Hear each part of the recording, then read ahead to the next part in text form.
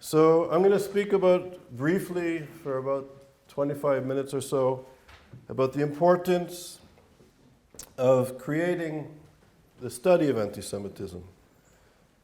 So the importance of creating critical contemporary anti-Semitism studies.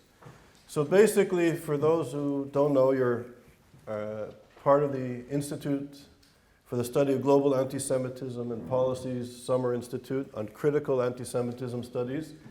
So basically, ISGAP was started in around 2003. We officially incorporated in 2005. And we started out, and I'm going to tell you my story, how I came to this very briefly. In the 1990s, I started reading about the Muslim Brotherhood. And I went to McGill University, the University of London, Oxford. I did a postdoc at the University de Montréal, in a center dealing with ethnicity and society, in a very nationalist university. And there was a blind spot. I was living in Jerusalem, I was teaching at Ben Gurion University, then later Tel Aviv University, and my area of specialization was looking at social theory and the perception of the other, how Western philosophy and social cultural policy perceived the other, constructed the other.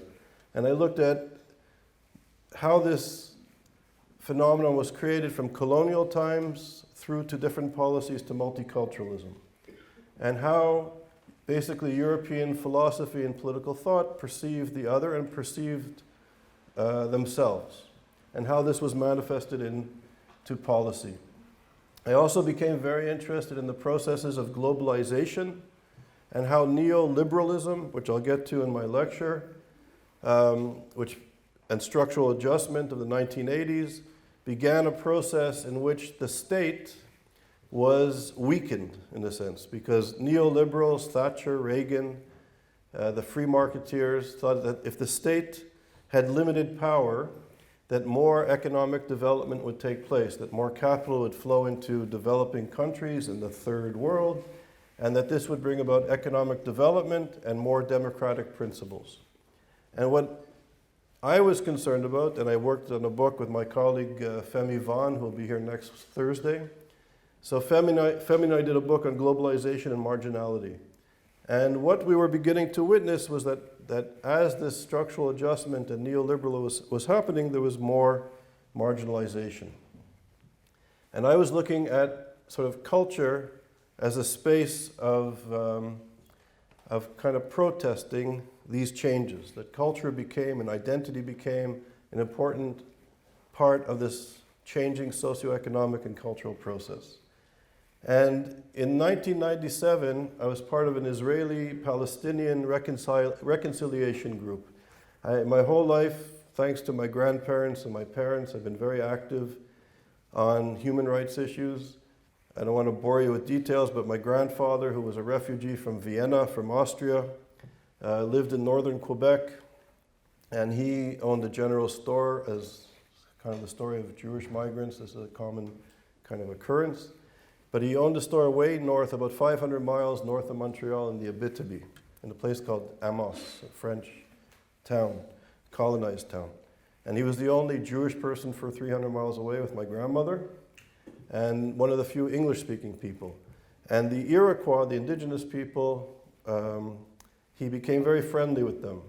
And they wanted to open up the best salmon in the world is in that part of the world, and my grandfather and his friend wanted to open up a fish cannery so the First Nations people, the Iroquois, can sell their fish. And to make a long story short, the Canadian government came to my grandfather and basically threatened him to be killed, that he had to stop. Because to empower the First Nations and the Indigenous people of Canada is a long story of oppression. So he was sort of active on these issues and a strong, active supporter of Israel and the Jewish community. So he was a speechwriter for Prime Minister John Diefenbaker in the 1960s, one of the first champions of human rights and international law that came out of Canada. The policy of multiculturalism came out of Canada. So he was in this environment. And my father's family was also very active in politics socialist politics. So that, he was more conservative. The in-laws were socialists. There was lively table discussions. And I was very active in the student struggle for Soviet Jewry, where basically students and housewives played a tremendous role in helping Soviet Jews to eventually be free to migrate and to live where they want. They were oppressed by the Soviet Union. So I was very active in that. And I was the president of Hillel, kind of active thanks to this sort of family background. And through these issues, I also became very active in the anti-apartheid movement. I was the chairperson of the ANC International Solidarity Committee. So I worked with the leadership of the ANC.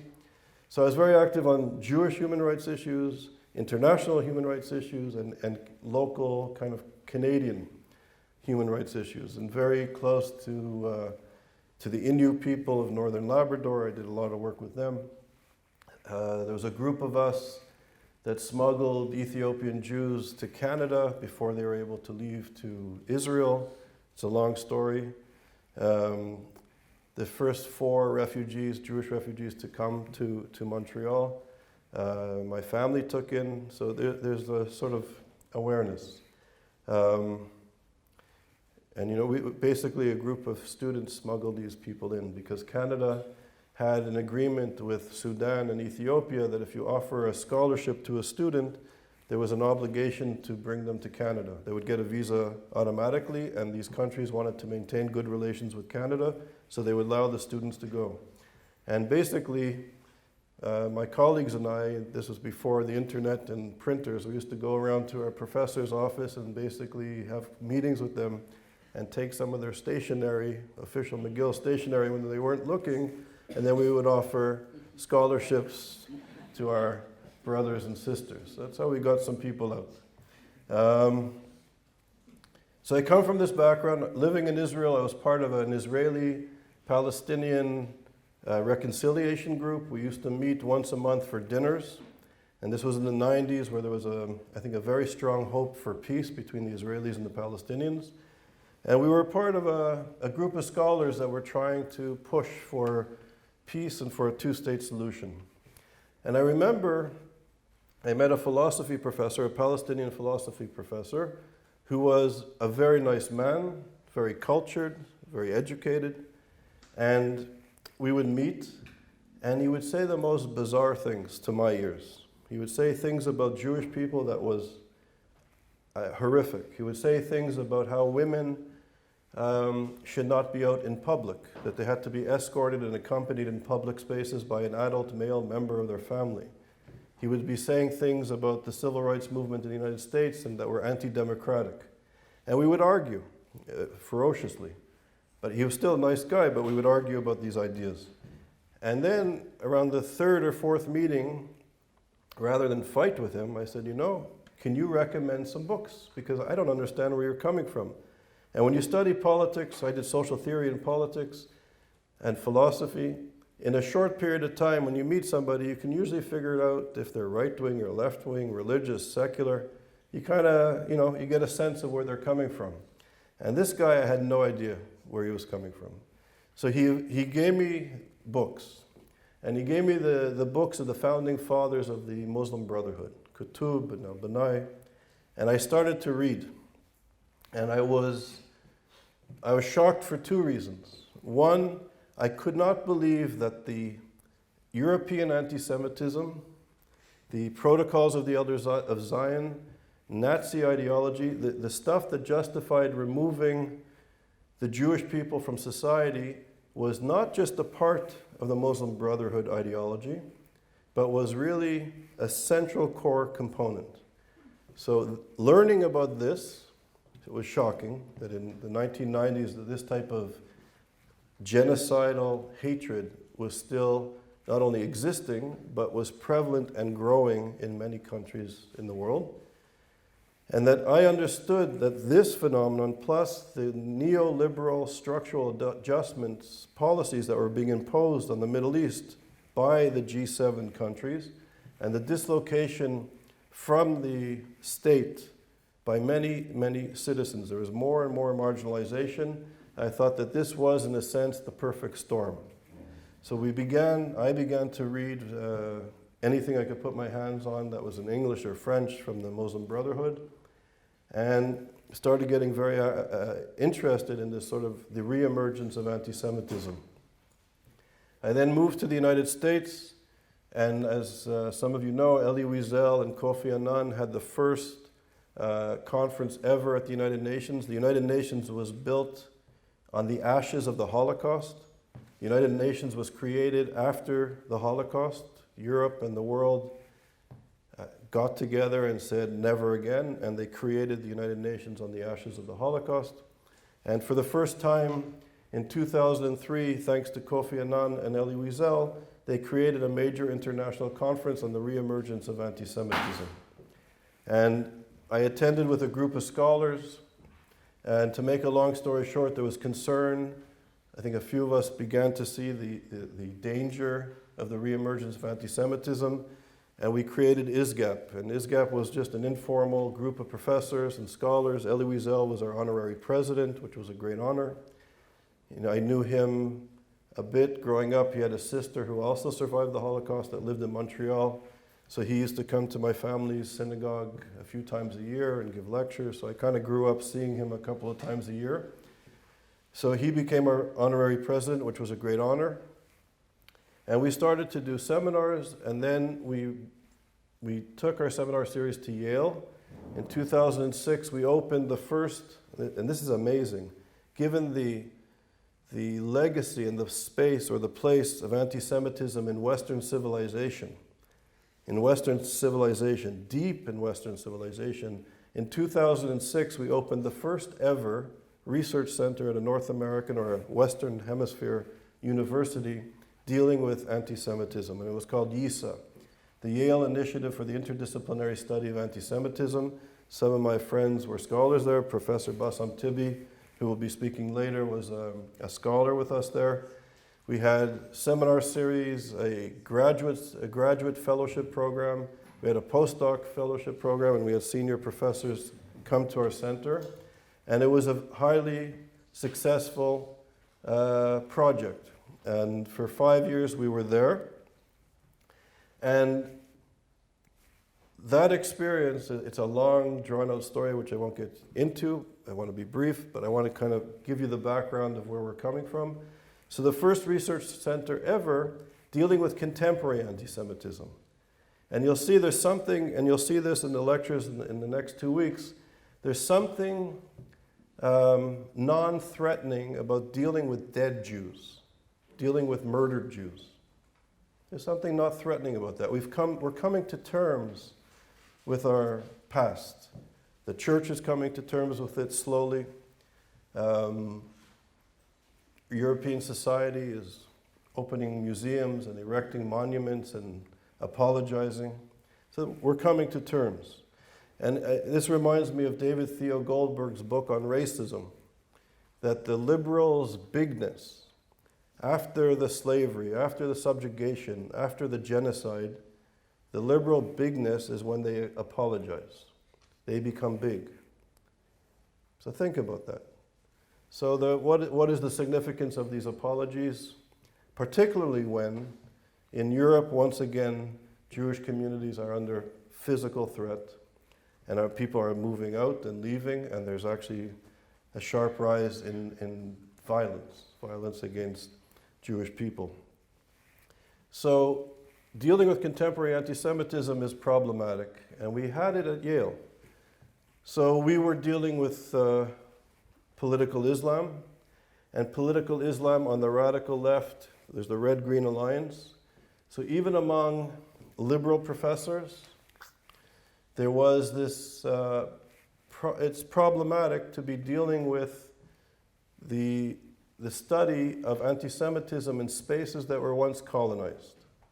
Because to deal in spaces that were once colonized is somehow neo-imperialism or nationalism, or you're defending Israel. So we had liberal scholars. We had liberal Jewish scholars, many of whom were, I would say, terrified that we were there, because we posed a threat to their lives and to the equilibrium. So there's fear. among Jewish intellectuals and Jewish scholars at universities in the United States and certainly in Europe to engage these issues. And students and scholars and even tenured professors know that if you engage this issue, you could pay a price with your career. You can not get tenured, not get promoted. We were at a conference last week where a PhD student came to me with tears in his eyes, saying that he had to sign a BDS petition against ISGAP, because if he didn't, his supervisor, who was on his committee to have a PhD, would be upset and he would not get his PhD. So he signed the letter and came to me in tears, ashamed of himself, but he wanted his PhD. Son, said my mother when I was knee-high, you've need of clothes to cover you, but not a rag have I. There's nothing in the house but a loaf end of rye and a harp with a woman's head that no one will buy. And she began to cry. That was in the early fall. When came the late fall, son, she said, the sight of you makes your mother's blood crawl. Little skinny shoulder blades sticking through your clothes, and where you'll get a jacket from, God above knows. It's lucky for me, lad, that your dad is in the ground and can't see the way I let his son go around. And she made a queer sound.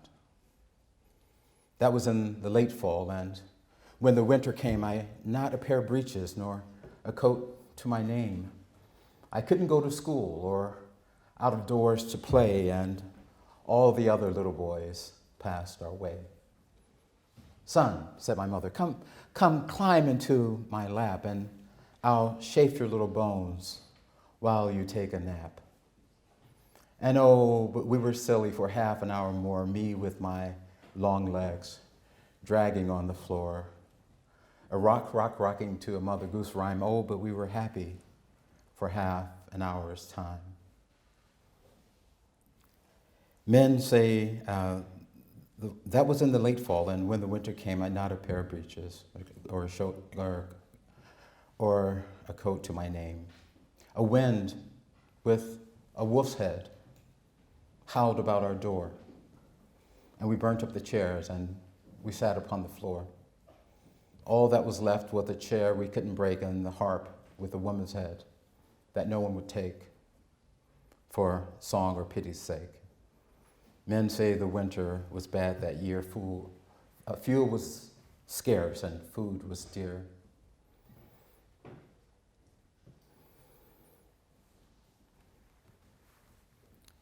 So that is just a sample of the way that I sometimes attempted to engage students when I came to a classroom. Edna St. Vincent Millay's poem, Ballad of a Harp Weaver. And in that she, of course, talks about a very dear relationship between mother and son. And she talks about poverty. And I suppose in some ways the poem resonated with me, because even though I ended up a middle-class kid, and a kid who went off to the Ivy League and also to Oxford as a Rhodes Scholar, I started off in poverty. And I was a charter member of the Head Start program. I was in the first year in Lyndon Johnson's War and Poverty program.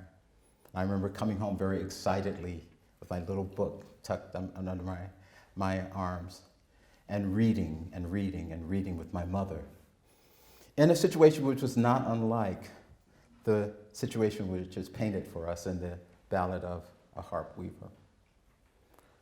So, as I often tell students of mine, we tend to come to research projects not by accident and not by alphabetical order. When I was at Oxford, I studied affirmative action, but it wasn't because that was the first thing I saw in the dictionary. I studied because it had deep meaning for me. So I engaged in comparative study. Charles and I were friends and attending the same seminars. And I was looking critically into issues of the idea of race, the social construction of race, the fabrication of race, and the implications of it in policy terms, in terms of education especially. So even though I was doing doctoral work, doing a cross-cultural analysis, looking at what is called affirmative action policy in the United States and what is sometimes called positive action in Britain when people like it, and called positive discrimination in Britain when people don't, the core of my work was always in education. So I've been really very fortunate, so I'm particularly delighted to be the director of pedagogy for ISGAP. And I say that because my range, I've been very blessed in terms of the range of my instruction. I've spoken with parents several times, and I said, well, they asked me about my background in education. Well, what classes have I taught? What levels have I taught? And I can proudly say, well, my instruction spans pre-K to PhD. And I say that with a great deal of pride and humility, because I learned so many different things by engaging in instruction at so many different levels. And just as a short example, and I will speak to you as colleagues who mostly teach, as I was fortunate to do at the university level. My university level instruction experience is wildly different from my research and instruction and boots on the ground level with people like Maxine and others when I was working in the K-12 system. And I think that there may be something that we can learn from one another. For instance, when I was offered my position at Columbia, I was basically asked to consider my research areas of race, American government, politics, sociology, international affairs, and to craft courses around those. So I taught American government politics, the politics of affirmative action. I created a course on the politics of censorship, and I taught contemporary Western civilizations, which is really kind of a political theory course, and the students at Columbia jokingly referred to it as from Plato to NATO. But you know, the interesting thing though is when I was offered the opportunity to teach that course, I was fresh out of Oxford to teach those courses.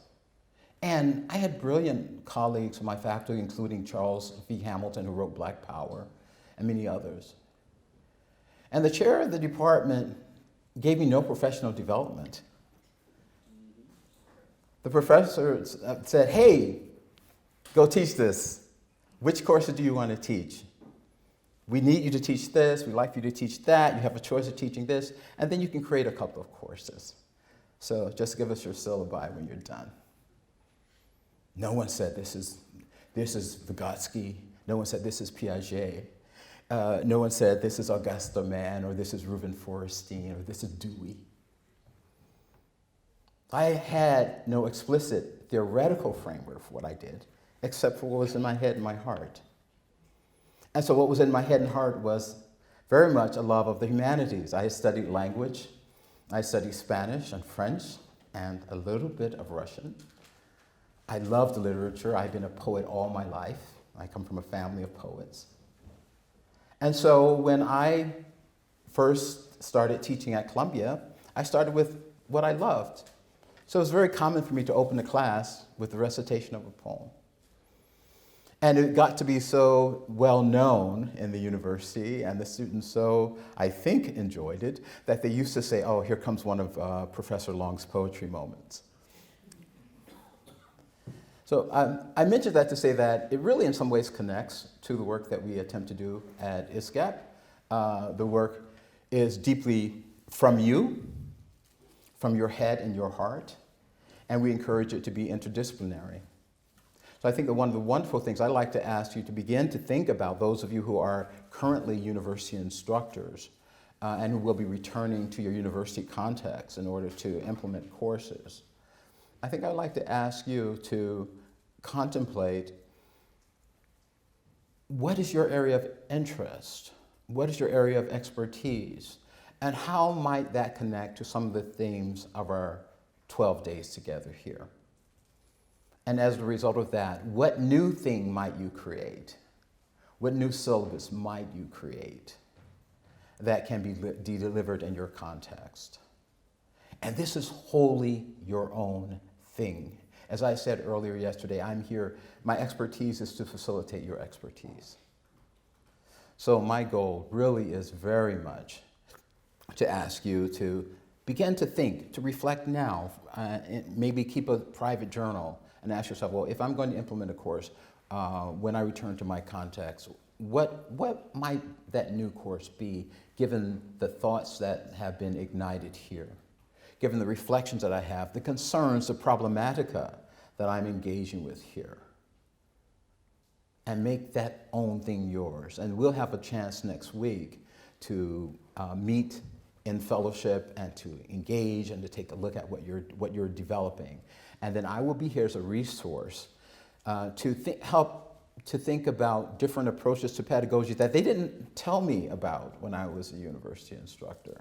I had to learn some of these things when I was doing professional development, when Maxine introduced me to Kane and Kane Making Connections about the brain, when other people from another group introduced me to Eric Jensen, Thinking with the Brain in Mind, and a host of other wonderful resources. So I'd like to share some of these with you when we meet, and also more than that, to hear from you in terms of the syllabi which you are beginning to create. Anti-Semitism hasn't been and remains a tool for ideologues across the political spectrum. What makes it unique compared to other prejudice is its appeal to right, left, centre and far beyond, to imperialists and revolutionaries, to theists and non-theists. This poses, to say, enormous challenge in theory and in practice. It means that its victims, the Jews, as I say, are always fighting more than one. And the unique thing I think about anti-Semitism, the Jews, compared to other minorities faced by problems, have fewer reliable allies because of this vast repertoire that is available. Fewer reliable allies than other victim groups. And I think that's what some of the speakers are trying to say. Now, I'm going to divert to actually looking at some ideas which I think are important for you to consider in explaining anti-Semitism. It underlies some of the things I've said. Sort of we've heard about it's the oldest hatred. How various thinkers and disciplines have tried, I'll go quickly through it, to explain this. One of the newest ones is evolutionary biology and psychology, right? That's one of the newest things. There's some guys called Pinto and Bright who talk about, I think, deal with people who are fanatical, people like the Zionists, taking ideas from you. They don't actually, I'm using it to explain people like Rosenberg, Goebbels, Himmler, Streicher, for whom anti-Semitism is an obsession and a foundational belief almost beyond the faith. And British-born German polymath like Houston Chamberlain, the first major intellectual to support Hitler. Obsessed, and he was obsessed with Richard Wagner's redemptive anti-Semitism. Redeem the world, redeem Germany by getting the Jews out. He thought it would explain the world and assist the salvation of humanity. And the interesting thing about Wagner, by the way, he was regarded as a nut when he first did this in the 1850s. He said that, and he had a problem with some rival composers, he said we have to get German music should be pure, and we don't need any Jews writing music in Germany. And the Jewish composers should be banned, and there should be no Jews in the orchestras of Germany. In 1933, and then in 38 in Berlin, and then 38 in Vienna, they did that. Nobody believed 60, 70 years ago. There was madness. How could you ban certain music? How would you ban composers? Why would you get rid of the third violinist because he's the wrong whatever it is? I mean, it was just regarded as crazy. But somehow they persuaded people this was quite logical and normal. It's kind of form of job discrimination, and obviously the fourth violinist thought it was a good idea because he moved up. But, you know, it's still weird. And this evolutionary biology tries to make sense of regarding this mass phenomenon in the population. And just like I said, genocide happens in wards. lots of prejudice comes up in insecure historical epochs, where because hatred has psychological benefits, according even to the biologists today. It makes order out of chaos and makes decisions out of uncertainty. So I could go on about, the evolution of provided by brains and the biological structure, but certainly it says the formation of beliefs with people, a lot of people cannot discriminate very easily what belief is true and what is false. One of the ideas that we think we can. Beliefs are formed through the acquisition of information via passive observation, the reception of meaningful signals sent by others. And you've got people like Richard Dawkins who's talked about memes, sort of the kind of genetic level of ideas operate in exactly the same way as in the biological world. And information goes from mind to mind and spreads in the population. So let me give some example. Some beliefs are very difficult to eradicate, even when contrary evidence is presented. Examples. Large numbers of people still believe in intelligent design, right? Despite, evolution. Young Earth creationists. The Earth is only a few thousand years old. The climate is not changing. They're climate change deniers. People who believe quite in alien abductions, right? You can't. These are adepts of what you might call political theories, exactly the same. It's very difficult to get them out of it. Paradoxically, one of the studies that psychology has done of doomsday cults, right? And some of the people, when they fail, become even more convinced and committed when they wake up alive and after the expected day of the end of the world, or the abduction, or whatever it is. And exactly the same way, conspiracy theories are very difficult to eradicate. People who are psychologically disposed to believe them, the more you tell them no, the more they think that's part of the conspiracy, right? So they become even more, intent in their thing.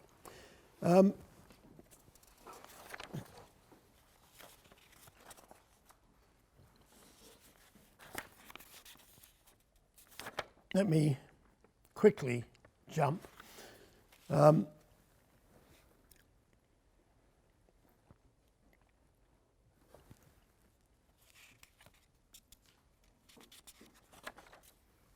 Well, I could talk about sociological and psychological explanations as well. So you've got this brain thing, which people find people are not naturally logical and consistent. They believe what they want to believe, and ideas spread very easily.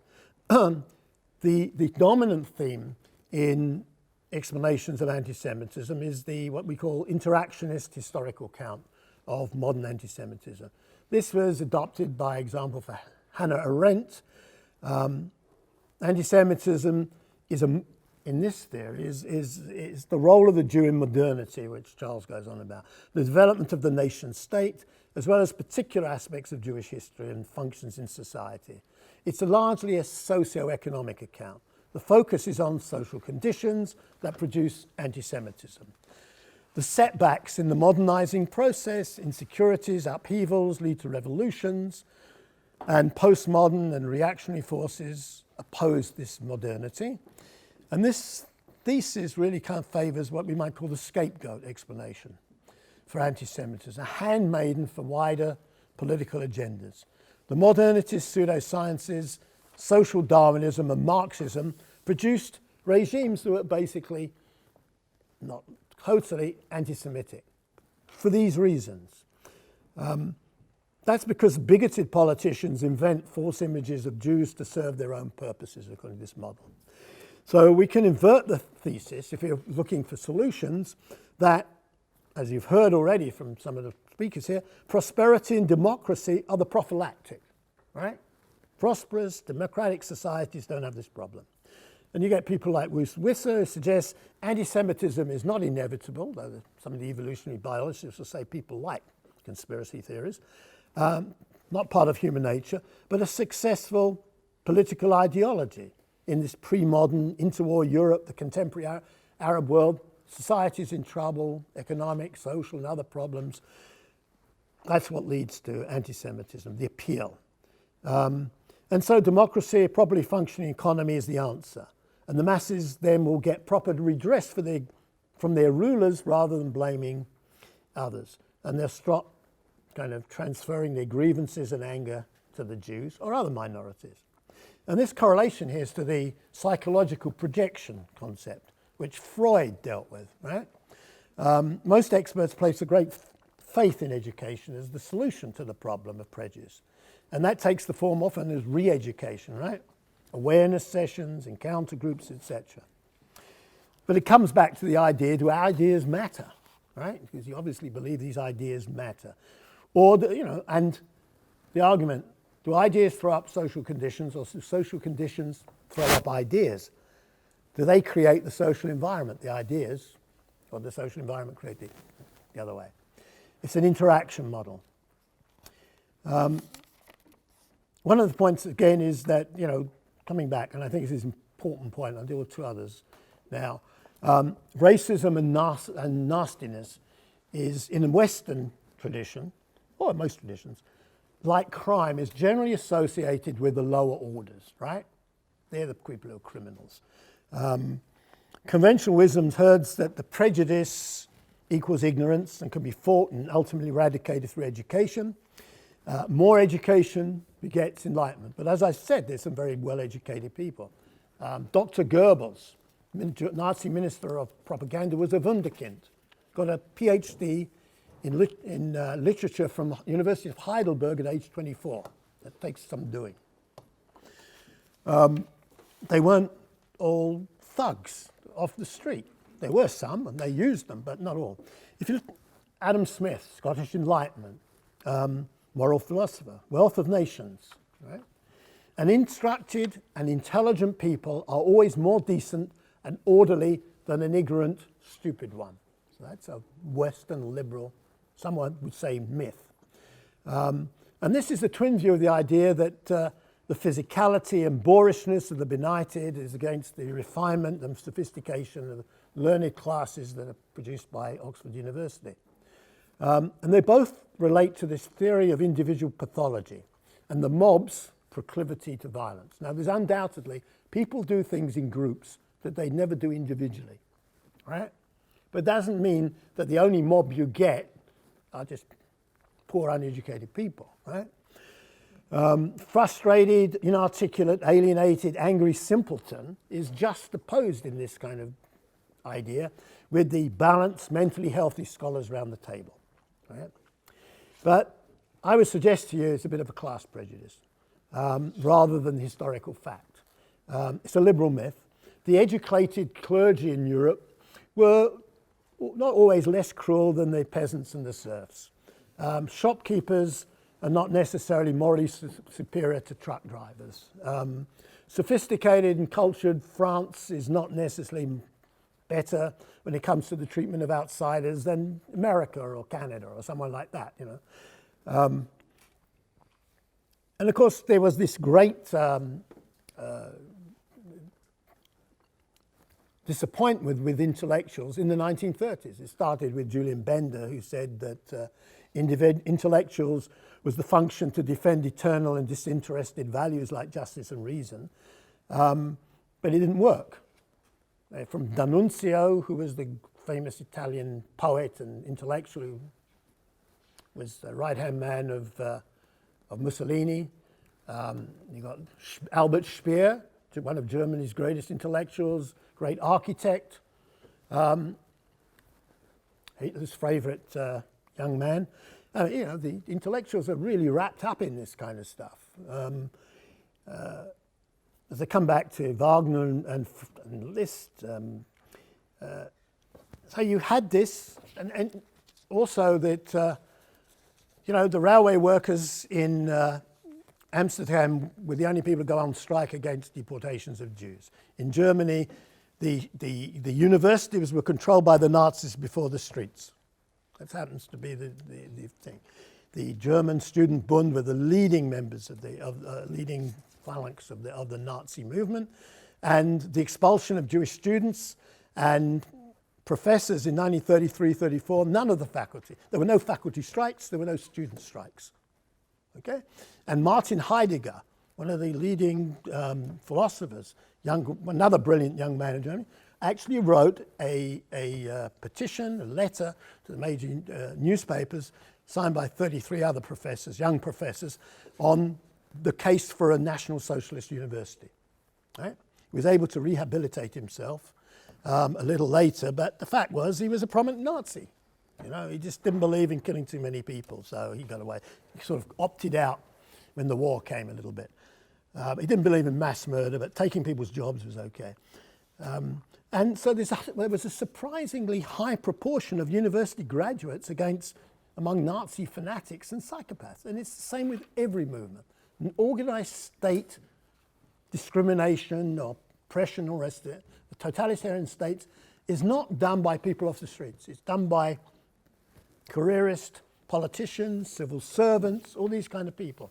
You know, you may say they go along with it, but actually, you know, they help it. You know, if you've ever seen that movie, the Wannsee Conference, they're all sitting around. They're all civil servants with PhDs. Lastly, you know, so we can talk about the angst and anxiety and phobias that are involved in it. Freud deals with this, and it comes out in some of the mixture of these things. You should read the Frankfurt School, which brings together psychology and Marxist ideas and some of these prejudice studies, psychoanalysis. They put them all together. But one of the things I think is very interesting, let me just deal with something which is, you know, racial science was very attractive to, you know, Rosenberg's biological thinking. And that's another piece. Rosenberg, the Nazi scientist. He was the minister of racial science in Nazi Germany, Reich minister, I guess. And he had an institute, you know, people measuring people's heads and showing these people are more superior to those people. It was a whole racial science. But the interesting thing about him is he had an obsession with sex, eugenics, and miscegenation. That's an interesting part of it. Nazi, and this comes up in a lot of kind of prejudice things. Nazi stereotypes of Jewish men and women were very similar to racist descriptions, obviously in other groups, but black men and women. Feminized but rapacious men and seductive and immoral females. And the Nazis were worried about this. And that was one of the reasons why the Nuremberg laws. The first things they did, apart from banning getting rid of Jews, was Jews were not employed, Jewish households were not employed any maids in their households, because this was, you've got to stop the sexual two things, stop the sexual exploitation of German women, at the same time protect them from Jewish men who was apparently harassing them on a vast scale. And it comes out in very different ways. The Nazis were obsessed with sexuality. That's why if you've seen a lot of, you know, the Nazi regalia is very hot. There's certain groups that, you know, like the Nazi boots and stuff. All right, I won't go into who they are, pedophiles and all these kind of things. But there were two groups of Nazis. There was the Strasser's brown shirts, were infamous for their homosexuality. It's an interesting thing. They were, and based on the kind of homoerotic tendencies of Greece, and an emphasis on male bonding. Their rivals, the Nazi SS, which Himmler ran, had the opposite. They were obsessed with male patriarchy, biological purity, and reproduction, large numbers. They wanted to do factory farming of white Aryan babies. Now, the most interesting thing, and you can find these same characteristics with ISIS and Boko Haram, for instance. These similar kinds of obsession with sex and the rest of it. Sexual slavery, big thing with the Nazis, all these kind of totalitarian groups, and then for the psychology of people who are attracted to it. The interesting thing, if you don't know, in 1934, they had the Night of the Long Knives, where the SS came in and they murdered all the SA leaders, and then persuaded Hitler to give a broadcast in which he said the SS, who had brought him to power, was being abolished because the SA was being abolished. They were storm treasures. They were the kind of lower order. They were the socialist part of Nationalist Socialism. And they were knocked off. And the argument was that all the SS leaders were found in bed with each other in a castle. Of course, they were all shot, you know, but that was the argument. So they kind of, everything had a sexual Freudian dimension to it in much of the, you know, Nazi stuff. And I think that's been underestimated. I mean, these are all coming back to the evolutionary biological stuff, you know, psychology, the kind of irrationality of people, the Freudian side and all this. So I'll leave it there. I just hope it gives you some ideas, but, you know, this is not a simple problem. How you teach this to 18-year-olds or whatever you want to do it is difficult, right?